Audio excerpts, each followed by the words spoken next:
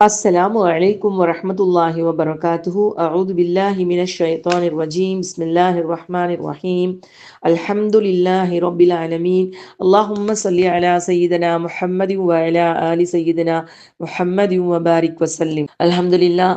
மனதிற்கு மருந்தாகும் மன்னனின் வார்த்தைகளை மகிழ்வோடு பயிலக்கூடிய தௌஃபீக்கை நமக்கு தந்த அல்லாஹ்விற்கே புகழ் அனைத்தையும் உரித்தாக்கி அல்ஹம்துலில்லா அடுத்த பகுதிக்கு நம்ம செல்வோமா இன்ஷா அல்லாஹ். அல்ஹம்துலில்லா லக்கல் ஹம்து லக்க ஷுக்ரியா அல்லாஹ். அஊது பில்லாஹி மினஷ் ஷைத்தானிர் ரஜீம். பிஸ்மில்லாஹிர் ரஹ்மானிர் ரஹீம். யா பனீ இஸ்ராஈல் اذ்குரூ நிஅமதி அல்லதி அன்அம்து அலைக்கும் வ அன்னீ ஃபத்தல்துக்கும் அலல் ஆலமீன். இஸ்ராயீலின் மக்களே, உங்களுக்கு நான் வழங்கிய அருட்கொடையையும் அக்கால உலக மக்கள் அனைவரையும் விட உங்களை நான் மேன்மைப்படுத்தி இருந்ததையும் நீங்கள் எண்ணி பாருங்கள். واتقوا يوما لا تجزي نفس عن نفس شيئا واتقوا يوما لا تجزي نفس عن نفس شيئا ولا يقبل منها شفاعة ولا يؤخذ منها எந்த மனிதரும் இன்னொரு மனிதரின் தேவையை நிறைவேற்ற முடியாத ஒரு நாளை நீங்கள் அஞ்சிக் கொள்ளுங்கள். அந்நாளின் எவரொரு பரிந்துரையும் ஏற்கப்படாது, எவரிடமிருந்தும் எந்த இழப்பீடும் பெற்றுக்கொள்ளப்படாது. அவர்கள் அன்று உதவி செய்யப்படவும் மாட்டார்கள். சதக்கல்லாஹுல் அலியுல் அஸீம். அல்ஹம்துலில்லாஹ். 5வது ருக்குவும் யா பனி இஸ்ராயில்னு ஆரம்பிச்சிச்சுமா. ஏற்கனவே நினைவூட்டின மாதிரி அது உம்முல் ஹிதாப், மென்மையான அந்த உபதேசம் அழகான முறையில் மறுமையை நினைவுறுத்தி அல்லாஹு தாலா முடிச்சிருக்காமா. இப்போ நாம பார்க்க போறது யா பனி இஸ்ராயில் இங்க ஆரம்பிச்சு 15வது ருக்கு, அதுல மறுபடியும் யா பனி இஸ்ராயில்னு சொல்லப்படும். இது வரைக்கும் இந்த பனி இஸ்ராயில்கள் அவங்களுடைய வாழ்க்கை வரலாறு, அந்த நிகழ்வுகள் அனைத்துமே அவர்களை நோக்கி பேசுவதை போலவே அல்லாஹ் சொல்லியிருப்பான். எதையுமே அவங்களால மறுக்க முடியாதுமா. அத்தனையும் அவங்களுடைய வரலாறுல நடந்த விஷயங்கள் அத்தனையும் அல்லாஹ் சுப்ஹானஹு வ தஆலா தெளிவாக எடுத்து சொல்லியிருப்பான் இந்த 15வது ருக்கு வரைக்குமேமா. அது இதே போல ஒரு ஆயத் அங்கேயும் இடம்பெற்றிருக்கும், 15வது ருக்குவில இடம்பெற்றிருக்கும். யா பனி இஸ்ராயில் அன்குரு. ஆனா ஒரே ஒரு வித்தியாசம், இங்க அதில் முன்னாடியும் பிணை முன்னாடியும் ஷஃபாஅத் அடுத்தும் வந்திருக்கும். அதுல முற்படுத்தி ஷஃபாத்தை பிற்படுத்தி இருப்பான். ஆனா அந்த கடைசியில சொல்லும் பொழுது ஷஃபாத்தை முற்படுத்தி அதில் பிற்படுத்தி இருக்கும். இது தவிர இந்த ஆயத்துக்கள் மத்தியில ஒரே மாதிரியான ஆயத்துக்களாக இருக்கும். அப்போ ஒரு வரலாறு முழுக்கவே அல்லாஹு தாலா இதற்குள்ளாக கொண்டு வந்திருப்பான். அதுல இருந்து நமக்கும் நிறைய படிப்பினைகள் இருக்குமா.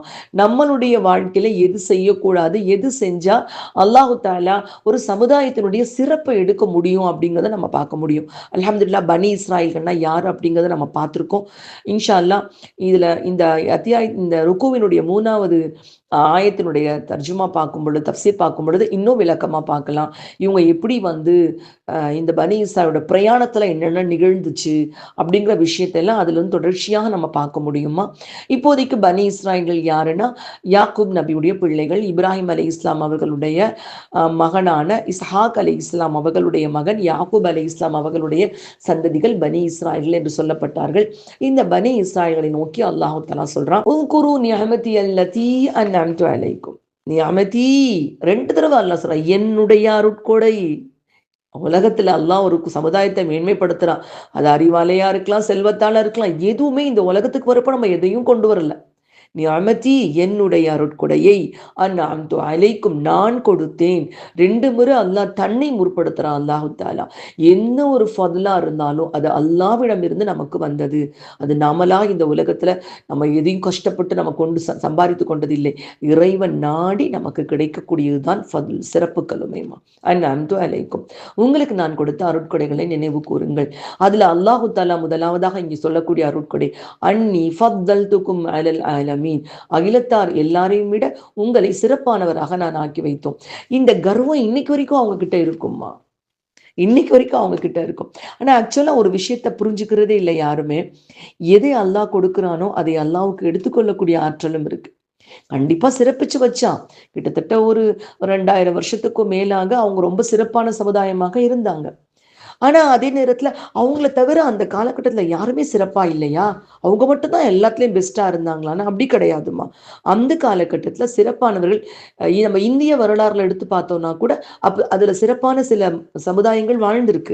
ஏன்னா அந்த காலகட்டத்துல பனி இஸ்ராயலுடைய கட்டத்துல உலகத்தின் பல்வேறு பகுதிகளில் சிறந்த சமுதாயங்கள் நாகரிகங்கள் இருந்திருக்கு.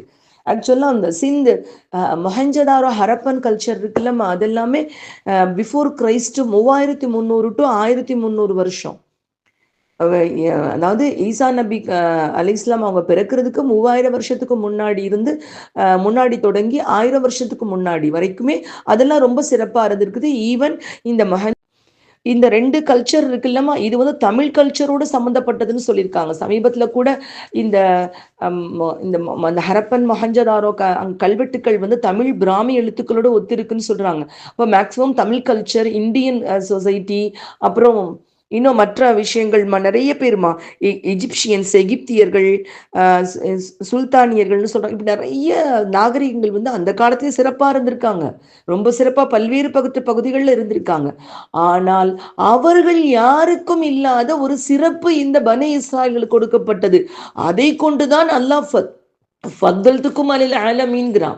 இந்த ஆலமீன்கிற வார்த்தை உலகங்கள் அப்படின்னு ஒரு பெயர் சொல், ஒரு அது வந்து ஒரு பெயர் சொல்லாக இருந்தாலும் அது யாரை குறியுது, இடத்தை குறிக்கக்கூடியதாக இருந்தாலும், உதாரணமா இன்னைக்கு உலகம் ரொம்ப கெட்டு போச்சு அப்படின்னு சொன்னோம்னா உலகம் பூமி அப்படிதான் இருக்கு, பூமியில இருக்க மக்கள் கெட்டு போச்சுன்னு சொல்ற மாதிரிமா எல்லா சமுதாய மக்கள் அந்த காலத்துல பல சமுதாய மக்கள் இருந்திருக்காங்க.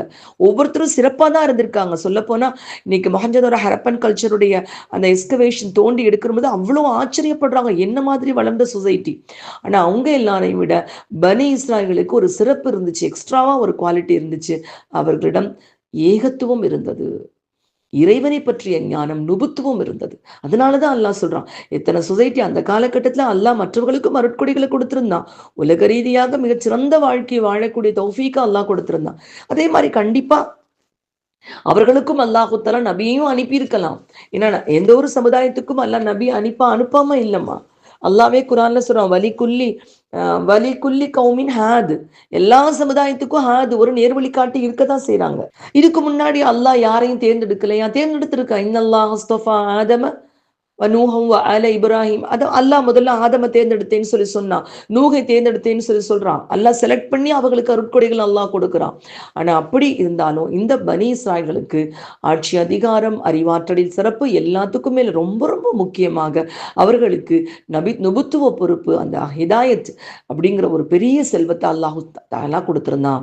சரி, கொடுத்த அல்லாஹு தாலா அவங்க இன்னைக்கு சொல்ற மாதிரி அது எப்பவுமே நாங்க தான் சொந்தக்காரங்க, எங்கிட்ட இருந்து அது யாரையுமே பறிக்க முடியாது, எப்பவுமே நாங்க தான் சொர்க்கத்துக்கு போகக்கூடியவங்க அப்படின்னு சொல்ல முடியுமானா இல்ல. அதையும் அல்லாஹ் தெளிவுபடுத்திருக்கான். அல்லாஹ் சுப்ஹானஹு வ தஆலா நபி ஸல்லல்லாஹு அலைஹி அவர்களை பார்த்து சொல்லக்கூடிய வார்த்தையை பாருங்கம்மா. வல இன் ஷினா லனذهبن بالذي اوحينا اليك ثم لا تجد لك به علينا وكيلا. எச்சரிக்கைமா அல்லாஹ் சொல்றான், நபியே, நாம் நாடினால் உங்களுக்கு நாம் அறிவித்ததை போக்கி விடுவோம், பின்னர் நமக்கு எதிராக உமக்கு பொறுப்பேற்க கூடியவர் எவரையும் நீர் காண மாட்டீர். இது முத்திரை நபி. அல்யௌம அக்மல்து லக்கும் தீனக்கும்னு அல்லாஹு தாலா பூரணம் செய்த ஒரு மார்க்கம், ஒரு பூரணம் செய்த வேதம். அதை கொடுக்கும் பொழுதே அல்லாஹ் எச்சரிக்கிறான். என்ன சொல்றான்? நாம் நாடினால் உமக்கு போக்கி விடுவோம். அப்ப கொடுக்கிற அல்லாவிற்கு அதை போக்கக்கூடிய ஆற்றலும் இருக்குங்கிறத அவங்க மறந்துட்டாங்க. அதனாலதான் இன்னைக்கு வரைக்கும் நாங்க தான் அந்த சோசன் பீப்புள், நாங்க தான் அந்த தேர்ந்தெடுக்கப்பட்டவர்கள். we are the chosen people of God.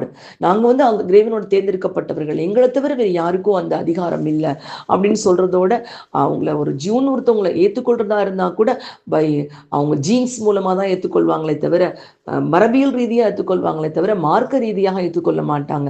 அப்போ ஆனா வந்து அல்லாஹு தாலா மனித சமுதாயம் அனைத்தும் ஒரே உம்மா, அல்லாஹ்வுடைய படைப்புகள், எல்லாருக்கும் அல்லாஹு தாலாவை உணரக்கூடிய தகுதியும் இருக்கு, அல்லாஹ்வை நெருங்கக்கூடிய தகுதியும் இருக்கு, சொர்க்கத்தை பெற்றுக்கொள்ளக்கூடிய தகுதியும் இருக்குங்கிறத இஸ்லாம் நிரூபிச்சு காமிச்சிச்சுமா.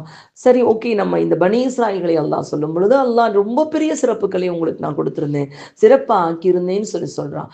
சொல்லிவிட்டு அல்லாஹ் மறுபடியும் நினைவூட்டுறான், வத்தகு யௌமா, ஒரு நாளை நீங்கள் அஞ்சிக் கொள்ளுங்கள். ஏன்னா இது அவங்களுக்கு புதுசு இல்லம்மா. அல்லாஹ் முதல்ல பனி இஸ்ராயல்களுடைய, அதாவது நம்ம மூசா நபி அலைஹிஸ்ஸலாம் அவங்கள கூட பேசும் பொழுதுமே இன்னசாகத்தியத்துன், மறுமை நாள் வரவிருக்கு அப்படிதான் சொன்னான் அல்லாஹு தாலா. மறுமை நாள் வரை இருக்கு. ஆனா அந்த மறுமை நாள்ங்கிற கான்செப்டே போயிடுச்சுமா. உலகத்தை அரசாளணும், உலகத்துல பலம் மிக்கவங்க இருக்கு, ஒட்டுமொத்த உலகத்தையும் அரசாளணும் அப்படின்னு நினைக்கிறாங்களே தவிர, இறைவனை தேடுவதை விட அவர்களுடைய தேடல் எதுல இருக்குன்னா, ஜின்களை அடக்கி ஆண்ட சுலைமானுடைய புக்கை எப்படி தேடுறது, அதை எப்படியாவது எடுத்துடணும், அவங்களுடைய தோண்டுதல் எல்லாமே பூமிக்கடல தோண்டி எதையாவது ஒன்று எடுத்துடணும், ஒட்டுமொத்த உலகத்தை அரசாளணும் அப்படின்னு இருக்கே தவிர, இது நிரந்தரம் இல்லாத உலகம், எவ்வளோ அரசாண்டாலும் மறுமையுடைய வெற்றி தான் நிரந்தரங்கிறத மறந்துட்டாங்க. அல்லாஹ் நினைவூட்டுறான் இந்த இடத்துல, வத்தகு யௌமா, அந்த நாளை அஞ்சிக் கொள்ளுங்கள். அந்த நாள் எப்படிப்பட்டதாக இருக்கும்? அல்லாஹ் சொல்றான், லா தஜ்ஸி நஃப்ஸுன் அன் நஃப்ஸின் ஷைஆ, எந்த ஒரு ஆன்மாவும் எந்த ஒரு ஆன்மாவுக்கும் எந்த ஒரு பயனையும் அளிக்க முடியாது. யோமலா இன்ஃபாவும் மாலும் அம்பனும், பிள்ளைகளோ அவங்களுடைய செல்வங்களோ எந்த பலனும் அளிக்க முடியாது. எந்த ஒரு நண்பனும் எந்த ஒரு நண்பனுக்கும் எந்த ஒரு உதவியும் செய்ய முடியாது. அந்த நாள் எப்படி அம்மா அத்தா பிள்ளைகள் எல்லாரும் ஒருத்தர் ஒருத்தர் பார்த்து விரண்டு ஓடுவார்கள். அல்லாஹ் அந்த நாளை பத்தி அப்படித்தானே சொல்றான். அப்படிப்பட்ட ஒரு நாள், அந்த ஒரு மறுமை நாள், யாரும் யாருக்கும் பரிந்துரை செய்ய முடியாது, அல்லாஹு தஆலா நாடியவர்களை தவிர. மங்கல்லதி இஷ்ஃபஉ இன்தஹு இல்லா பிஇذنி, அவனுடைய உத்தரவு இல்லாம யாரும் யாருக்கும் பரிஞ்சு பேசவும் முடியாது. அப்படிப்பட்ட ஒரு நாள் அந்த நாள். அந்த நாளை அல்லாஹு தஆலா நினைவூட்டுறான். அந்த நாள்ல அந்த குற்றவாளி என்ன நினைப்பான்னு அல்லாஹ் அந்த காட்சியை குர்ஆனுடைய ஆயத் மூலமா கொண்டு வர்றான் பாருங்கம்மா. எவத்துல் முஜ்ரிமு லவ் இஃப்ததி மின் அஸாபி யௌமஇதின் பிபனிஹி வஸாஹிபதிஹி வஅഖீஹி வஃஸீலதிஹி அல்லதி துக்வீஹ். يود المجرم لو يفتري من عذاب يومئذ ببنيه وصاحبته وأخيه وفصيلته التي تؤويه ومن في الأرض جميعا ثم ينجيه. அந்நாளில் வேதனைக்கு ஈடாக குற்றவாளி கொடுக்க பிரியப்படுவான். எதெல்லாம் கொடுக்க பிரியப்படுவான் அல்லாஹ் சொல்றாமா, தன் மக்களையும் தன் மனைவியையும் தன் சகோதரனையும் அவனை அரவணைத்துக் கொண்டிருந்த சுற்றத்தார்களையும் இன்னும் பூமியில் உள்ள அனைவரையும் ஈடாக கொடுத்து தன்னை காப்பாற்றிக் கொள்ள பிரியப்படுவான். எதை இந்த பூமிக்கு வரப்போ அவன் கொண்டு வந்தான்? எல்லாமே அல்லாஹ் கொடுத்தது. அங்க போய் சொல்லுவானா, உலகத்துல இருந்த எனக்கு இதெல்லாம் கொடுத்துருந்தியா அல்லாஹ், நான் எல்லாத்தையும் ஈடா கொடுத்துடுறேன், எல்லாத்தையும் ஈடா கொடுத்துடுறேன். புரியாது. நம்ம எதுவுமே கொண்டுட்டு போல உலகத்துக்குள்ள, எல்லாமே அல்லாஹு தாலா கொடுத்தது. அவன் கொடுத்த அந்த நியமத்துக்களை கொண்டுதான் உலகத்துல வாழ்ந்தோன்னு தெரியாம அவன் மறுமையினால ஈடாக கொடுக்கணும்னு நினைப்பானா. கொடுக்க முடியாது. அல்லாஹ் சொல்றான், கண்டிப்பாக கொடுக்க முடியாது. இதுல அல்லாஹ் ரெண்டு பேர், அதாவது நஃப்சுன் அன் நஃப்ஸ், ரெண்டு பேர், ஒருத்தர் கொடுக்குறாங்க ஒருத்தர் எடுக்கிறாங்க. நான் ஈடாக நான் இதை கொடுக்கணும்னு நினைக்கிறேன், எதுவுமே செய்ய முடியாது ஒருத்தருக்கு ஒருத்தர். அது எவ்வளவு உலகத்துல அவங்க ஒன்றிணைந்து வாழ்ந்திருந்தாலும் மறுமை நாள் அல்லாஹ்வுடைய உத்தரவு இல்லாமல் யாரும் யாரோடையும் எந்த விதமான ஈடும் கொடுத்து கொள்ள முடியாது. தப்சீர் இப்னு கசீர் ஆசிரியர் இந்த நாளை பற்றி சொல்றப்ப சொல்றாங்கம்மா, இறுக்கமான அந்த நாள், தந்தையோ பிள்ளையோ யாரா இருந்தாலும் ஒருவர் மற்றவரது தேவையை நிறைவேற்ற முடியாத ஒரு நாள். அந்த நாளில் யாருடைய பரிந்துரையும் ஏற்கப்படாது. இறை மறுப்பாளர்களில் இவங்களுக்காக நான் சப்போர்ட் பண்ற யாருடைய பரிந்துரையும் ஏற்றுக்கொள்ளப்படாது. நரகவாசிகள் சொல்வதாக ஒரு வசனம் இருக்குமா, எங்களுக்கு பரிந்துரைப்பவரும் கிடையாது, எங்களுக்கு உற்ற நண்பனும் கிடையாது, நரகவாதிகள் புலம்புவாங்களாம். அல்லாஹு அக்பர். அந்த ஒரு நாள் எந்த இழப்பீடும் எந்த ஒரு பிணை தொகையும் அந்த நாளில் புறப்படாது. இது மாதிரி நிறைய வசனங்கள் குரான்ல இடம் பெற்றிருக்குதுமா. அந்த நாள், அந்த பயங்கரமான அந்த நாள், இந்த மறுமையுடைய நாளை பற்றி சொல்லப்பட்டிருக்கு. அது இருக்கக்கூடிய பயங்கரத்துல முக்கியமானது, யாரும் யாருக்கும் எந்த உதவியும் செய்ய முடியாது.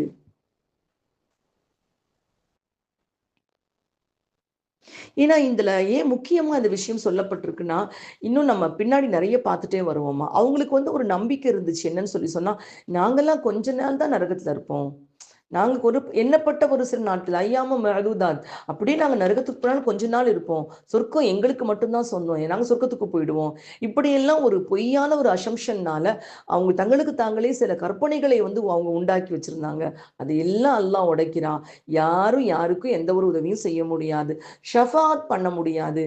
ஷஃபாத்னா என்ன, ஷஃபீனா என்னன்னு சொன்னாமா, இப்போ ஒரு காலேஜுக்கே போறோம், ஒரு அட்மிஷன் நமக்கு கிடைக்கல, அப்போ நம்ம என்ன பண்ணுவோம், சரி யாராவது ஒருத்தர் அவங்களுக்கு அந்த காலேஜுக்கு இருக்கக்கூடிய ஓனருக்கு ரொம்ப தெரிஞ்சவங்க யாராவது ஒருத்தர் கிட்ட போய் நீங்கள் வந்து அந்த கரஸ்பாண்ட் தெரிஞ்சவங்கள்ட்ட எனக்கு கொஞ்சம் ஹெல்ப் பண்ணுங்க, ரெக்கமெண்ட் பண்ணுங்க எனக்கு அந்த காலேஜில் இடம் கிடைக்கிறதுக்காக. இல்லை ஒரு கோவமாக இருக்காங்க, ஒரு புள்ள வந்து தப்பு பண்ணிடுச்சு, பயங்கர கோவமாக இருக்காங்க. அப்போ வந்து ஒரு மாணவர் அப்படிங்கிறப்ப அவங்கள பனிஷ் பண்ண போகிறாங்க. பனிஷ்மெண்ட் பண்ண போகிறப்ப அந்த மாணவனுடைய சொந்தக்காரங்க யாராவது அந்த அந்த ஸ்கூலில் ஒர்க் பண்ணாங்கன்னா, சார் எனக்காக கொஞ்சம் அந்த பையனை விட்டுருங்க, அவன் இனிமேல் அப்படி பண்ண மாட்டான். இதுதான் அந்த ஷஃபி. யாரும் ஷஃபாத் பண்ண முடியாது. அங்க வந்து எனக்காக விட்டுருங்க அப்படின்னு அல்லாட்ட பேசக்கூடிய ஆற்றல் அந்த நாள்ல யாருக்குமே கிடையாது. யாருமே அவங்களுக்கு ஷஃபாத் பண்ண மாட்டாங்க. அடுத்தபடியாக அதில் பிணை. நான் ஏற்கனவே சொன்ன மாதிரி அவன் துடிப்பான். அந்த மனிதன் எல்லாத்தையும் ஈடா கொடுத்துடுறேன் அல்லா, எனக்கு வந்து உலகத்துல என்னென்ன இருந்துச்சோ எல்லாத்தையும் கொடுத்துடுறேன், என்ன விடுவிச்சிரு என்ன விடுவிச்சிருன்னு. கண்டிப்பாக எந்த ஒரு ஈடும் பெற்றுக்கொள்ள முடியாது. ஏன்னா எதுவுமே அவனுக்கு சொந்தமானதல்ல. அத்தனையும் அல்லாஹு தாலா யூரிசுகா, அவன் வாரிசு உரிமையாக அனைத்தும் பெற்றுக்கொள்வான். அல்லாட்டு இருந்தா எல்லாமே கிடைச்சிச்சு. அவனுடைய சொத்து மறுபடியும் அது அந்த உரிமை அவனுக்கே போயிடுச்சு. அப்புறம் நம்ம எதை கொண்டு போய் அல்லாஹு தஆலாட்ட கொடுக்க முடியும்? எதையுமே அல்லாஹ்விடம் ஈடாக கொடுக்கவும் முடியாது. அந்த பயங்கரமான நாளை பயந்து கொள்ளுங்கள் அப்படின்னு அல்லாஹ் சுப்ஹானஹு வ தஆலா எச்சரிக்கிறாம்மா. ஓகே, இந்த இடத்துல முஸ்லிம்களை நம்ம நம்பிட்டு இருக்கோம். இன்னும் நம்ம நபி நமக்காக ஷஃபாத் செய்வாங்க. அதே மாதிரி அல்லாஹு தஆலா நாடிய சில பேருக்கு சிபாரிசு பண்ண முடியும். இதெல்லாம் நம்ம ஹதீஸ்கள் மூலமாக கேள்விப்பட்டிருக்கோம். அப்போ நமக்கு ஏன்னா நம்ம படிக்கக்கூடிய இந்த குர்ஆன் வசனங்கள்ல நமக்கும் விளக்கம் கிடைக்கணுமா இல்லையாம்மா? ரொம்ப அழகா வலா ஹும் யுன்சரூன். அதுல வந்து சொல்றாங்க வலா யுன்சரூன் அப்படின்னு சொல்லி போட்டா யாருக்கும் எந்த உதவியும் கிடைக்காது அப்படின்னு போயிருமா. வலா ஹும் யுன்சரூன், அவர்களுக்கு உதவி கிடைக்க பெறாதுன்னு சொன்னா உதவி கிடைக்க பெறக்கூடிய வேறு சில மக்களும் அங்க இருப்பாங்க. அவங்களுக்கு சிபாரிசு கிடைக்கும். அவர்கள் அதன் பலனை பெற்றுக்கொள்வார்கள். எவர்கள் அந்த நாளை அஞ்சாமல் இருக்கிறார்களோ, அந்த அந்த மறுமை நாள் வரும் என்று அஞ்சாமல் தங்களுடைய மனோ இச்சைப்படி வாழ்க்கையை நடத்துகின்றார்களோ, அத்தகைய மக்களுக்கு எந்த விதமான சிபாரிசும் கிடையாது. அப்ப யாருக்கும் யாருடைய சிபாரிசும் செல்லாதா? இல்ல. அங்க ஒரு சில பேர் அதற்கு தகுதி பெற்றவர்கள் இருப்பார்கள். அதைத்தான் இந்த ஹும்ங்கிற வார்த்தை உணர்த்தது. ஹும் யுன்சரூன், அவர்கள் உதவி செய்யப்பட மாட்டார்கள்னா அப்ப அங்க சில கூட்டத்தார் இருப்பாங்க, பாக்கியம் பெற்றவர்கள். அந்த நாளை அஞ்சி, மறுமை நாளை அஞ்சி, அந்த ஈடு கொடுக்க முடியாத, யாரும் யாருக்கும் உதவி செய்ய முடியாத, வலா ஹுல்லா லா வலா ஹுல்லா, பேரம் பேச முடியாது, வியாபாரம் செய்ய முடியாது, எதுவுமே செய்ய முடியாத அந்த பயங்கரமான நாளில் சிபாரிசு பெற்றுக்கொள்ளக்கூடியவர்களும் சில தகுதி பெற்றவர்கள் இருப்பாங்க. அப்போ அதையும் இந்த ஹும் அப்படிங்கிற வார்த்தை உணர்த்ததுன்னு தப்சீர் ஆசிரியர்கள் சொல்றாங்கம்மா. அல்லாஹு தாலா அந்த நாளுக்கு அஞ்சி வாழக்கூடிய மக்களில் ஒருவராக நம்மை ஆக்கிய அருள் புரிவானாக. அல்ஹம்துலில்லா அல்ஹம்துலில்லா. அடுத்து வரக்கூடியது ஃபுல்லா வரலாறுகள்மா. வரலாறு தான் வருது ஃபுல்லாவே. பனி இஸ்ராயலுடைய வாழ்க்கையில நடந்த விஷயங்கள் ஒன்னொன்னா, அவங்க எப்படியெல்லாம் அவங்க அல்லாஹு தாலா அவ ஏமாத்தணும்னு நினைச்சாங்க, எந்தெந்த வகையில அவங்க தவறுகள் செஞ்சாங்க, அதுக்கு என்ன தண்டனைகள் அல்லாட்ட பெற்றுக்கொண்டார்கள் அப்படிங்கிற விஷயங்கள் எல்லாம் வரும். இது வெறும் யாருக்கோ யாரோ சொன்ன மாதிரி நம்ம நினைச்சு கொள்ளக்கூடாதுமா. அல்லாஹ் இதை நமக்கு கொடுக்கப்பட்ட வேதத்துல சொல்லியிருக்கானா என்ன அர்த்தம்? நாம் இதில் என்ன படிப்பினைகளை பெற்றுக்கொள்ள போகிறோம், தவறுகள் நம் சமுதாயத்தை நிகழாமல் இருக்க என்ன முயற்சி நம்ம பண்ண போறோம் அப்படிங்கிறது ரொம்ப முக்கியம். இன்ஷா அல்லாஹ் அல்லாஹ் சுப்ஹானஹு தஆலா அல்லாஹு தாலாவுடைய வார்த்தைகளில் இருந்து படிப்பினை பெற்றுக்கொள்ளக்கூடிய சமுதாயமாக, படிப்பினை பெற்றுக்கொண்டு அதை வாழ்க்கையில் அமுல்படுத்திக் கொள்ளக்கூடிய சமுதாயமாக நம்மை ஆக்கியருள் புரிவானாக. ஆமீன் யா ரப்பல் ஆலமீன். அஸ்ஸலாமு அலைக்கும் வரஹ்மத்துல்லாஹி வபரகாத்துஹு.